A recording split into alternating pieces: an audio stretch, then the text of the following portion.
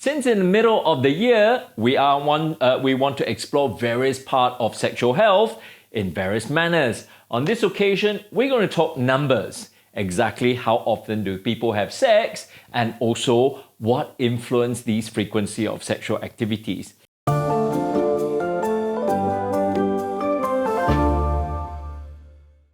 In fact, there is a big study done probably about a decade ago called Asia Pacific Sexual and Overall Wellness Studies.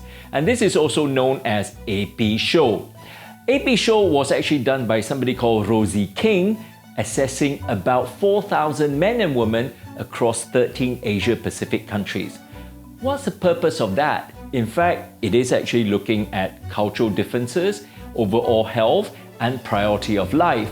And specifically, Malaysia plays a vital role because Malaysia is truly Asia. Obviously, we have Indian population, a Malay population, and Chinese population, and it's interesting to see how we compare to our peers with a similar ethnicity. So interestingly, let's talk about numbers. The frequency of sexual activities amongst men and women is slightly different.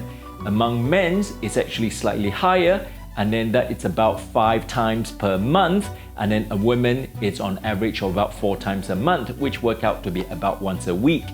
And obviously that's age dependent as well. Men who are younger than 40 probably engage in sexual activity between 6 to 7 times a month, and then above the age of 40, this will reduce down between 4 to 6 times a month. And for women, it is also slightly less. So when this is broken down into various parts of the analysis, it actually is noted that the frequency of sex is actually slightly dependent on ethnicity.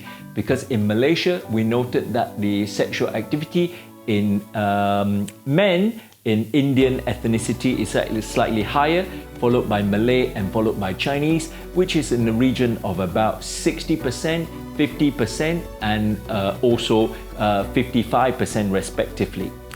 And when men and women are asked whether in the past 12 months or so they engage in sexual activity above the age of 60, that is noted about 60% of men actually do engage in sexual activity. Only about 40% of women engage in sexual activity. So for the following week, we're going to talk about, is there such a thing as a sexless relationship?